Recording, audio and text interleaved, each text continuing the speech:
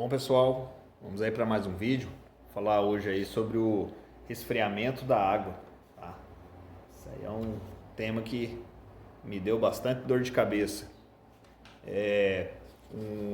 O jeito mais fácil de resolver isso daí é comprar o tal do chiller. É um equipamento que resfria a água, já tem um automatismo nele. Você instala ele e ele já tem um sistema de proteção, se a água parar de circular, deixa a água na temperatura correta. É uma maravilha, é muito bom. O problema é que o chiller para mim comprar uma máquina dessa aqui ia ficar 30% do valor que eu gastei na máquina. Então eu achei muita grana, muito dinheiro. Aí eu mesmo fui tentando bolar aos poucos algum sistema de resfriamento de água, uma certa automação nesse controle da temperatura da água. E aí agora eu vou tentar explicar para vocês como é que funciona, tá? Primeiramente, vou colocar aqui, eu tenho dois controladores de temperatura aqui. É o ST100.000. Comprei no AliExpress, tá? Tem outros modelos, tem vários modelinhos disso daí. Esse aqui ele é o seguinte: tem um sensor de temperatura lá dentro da água, tá? Ele está com uma certa defasagem, mas é só regular isso daqui. E ele fica medindo a temperatura da água constantemente. Bom, esses controladores de temperatura, eu regulo eles da seguinte maneira. Vamos usar, por exemplo, a temperatura de 24 graus. Eu coloco aqui 24 graus, tá? Esse daqui é o sensor de temperatura da máquina, do tubo, e esse aqui é o sensor de temperatura para o resfriamento da água. Então vamos lá, eu coloco como base a água 24 graus. Nesse cara aqui de resfriamento, eu coloco que quando a água chegar a 26 graus, ele vai resfriar a água, e quando a água chegar a 22 graus, ele vai esquentar a água. O esquentar é uma resistência de aquecimento que eu tenho lá dentro da água. Então eu deixo uma diferença de 2 graus acima ou 2 graus abaixo, tá? Desses 24 graus. Por exemplo aqui, ó, ele já está no vermelhinho aqui, que seria para aquecimento de água. A máquina funcionando. Esse cara aqui, esse aqui seria para o resfriamento da água. Porque a máquina está funcionando, está tudo habilitado para a máquina funcionar.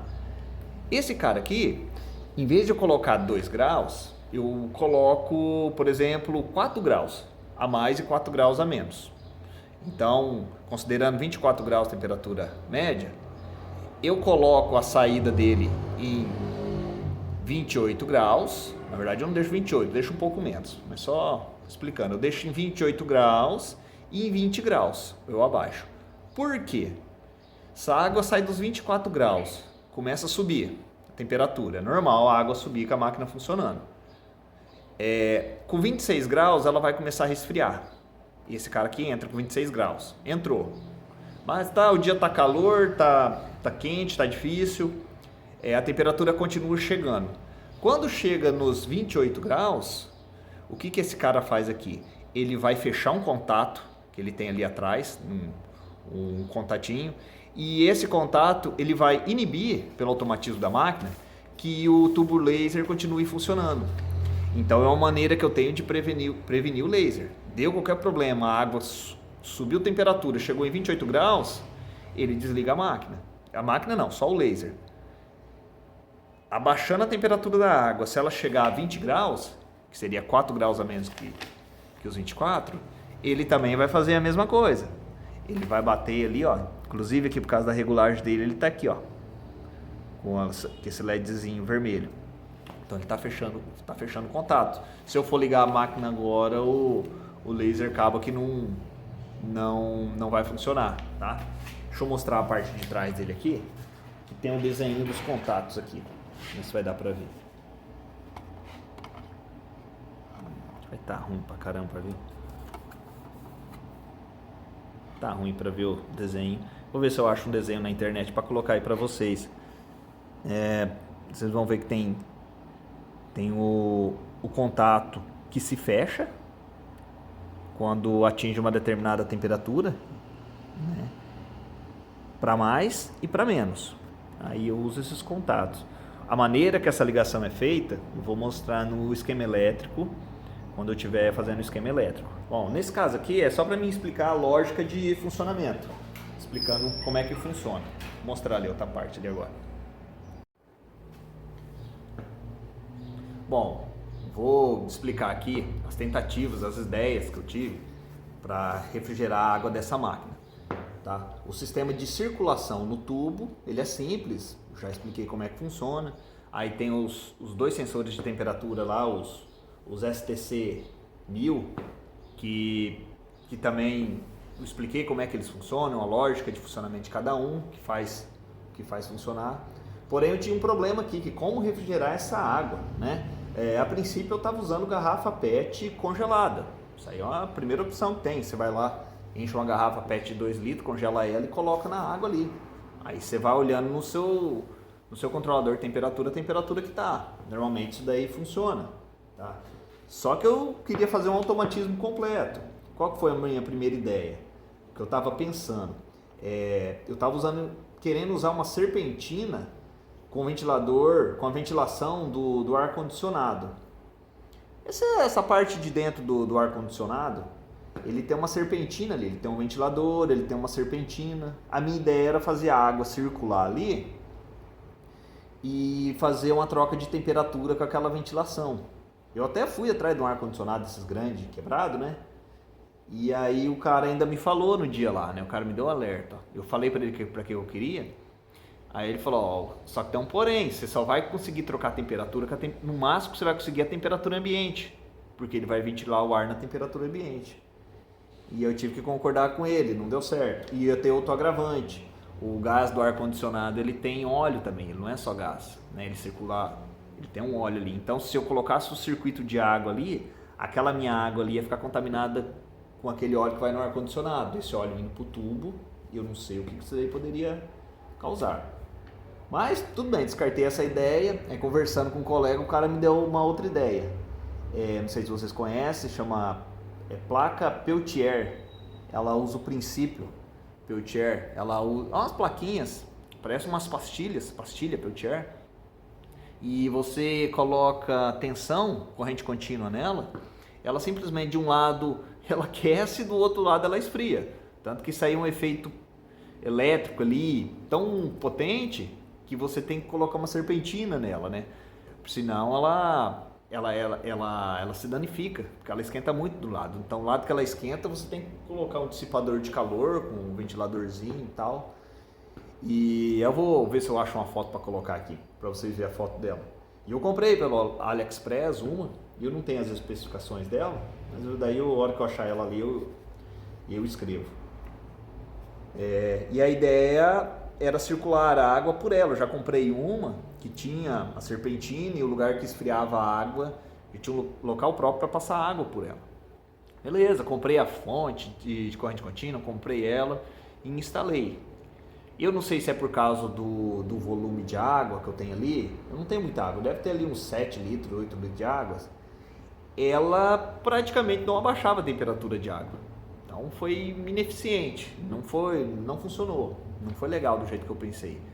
Essas plaquinhas aí, ela funciona bem nesses bebedouros que a gente tem em casa, sabe? Esses bebedouros que gelam água em casa, você compra de várias marcas. Só que o reservatório desse bebedouro é 1 litro só, né? Você pode ver esse reservatório, não sei se alguém já prestou atenção. Ele não tem um sistema de resfriamento igual esse bebedouro tem aqui, ó. Tem compressor e tudo mais, encanamento, gás. Esses bebedouros que você coloca na cozinha aí com essa água gelada, é esse princípio aqui, é o princípio Peltier, essas pastilhas que tem dentro dele. Só que ele é calculado, é dimensionado, né, para aquela quantidade de água. O recipiente de água ali é pequeno, no máximo 1 litro. Então ali funciona legal, você bebe água gelada, só que aqui eu não consegui fazer. Eu até tenho essa placa ali, né, eu vou ver o que eu vou fazer com ela depois. Bom, terceira ideia, eu digo que ajudou, porém não foi o suficiente, que é essa que vocês estão vendo aí. É um bebedouro de água. Ele resfria a água, só que não é o suficiente. Então a máquina trabalhando e ele trabalhando ao mesmo tempo, ele não dá conta de resfriar a água na mesma velocidade que a água esquenta pelo funcionamento da máquina, né? Então, o que eu fiz? Eu comprei esse resfriador, eu comprei uma bombinha, daquela bombinha de aquário que estava dentro. Deixa eu mostrar ela ali.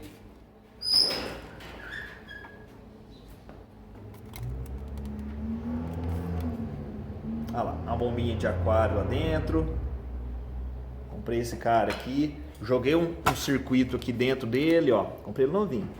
Aí essas mangueirinhas aqui vem lá da bombinha, passa dentro do reservatório dele e depois retorna. Ela esfria, a água ela esfria, mas ela esfria devagar, ela não esfria legal, ela não dá conta. Então, quando eu tenho um trabalho maior para fazer, se tiver calor, eu ainda tenho que contar com um velho e bom litro congelado de água, a garrafa de 2 litros de água. Bom, a minha ideia agora, o que é para melhorar essa situação? Eu vou trocar esse bebedouro de água aqui, ou por um frigobar, ou por uma geladeira de pequeno porte, né?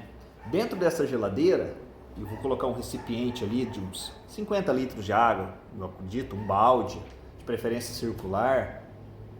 E dentro desse balde eu vou fazer uma serpentina com, sabe essas mangueirinha de chuveiro, aquela branquinha que tem a camada fina? Então, isso aí a gente compra pelo Mercado Livre, compra 100 metros, eu acho que tem, ela vem um rolo fechado com aquilo ali. Então, comprar uma quantidade o suficiente, né, tamanho 100 metros, vou ver tanto que cabe dentro desse balde, fazer uma espécie de uma serpentina, largar um pouco essa mangueira para ficar meio separada da outra e deixar essa mangueira enrolada dentro dessa água que vai ficar esse balde com água gelada dentro da geladeira. Aí você deixa essa água, a geladeira numa temperatura amena ali, não sei, 10 graus ou temperatura que precisar.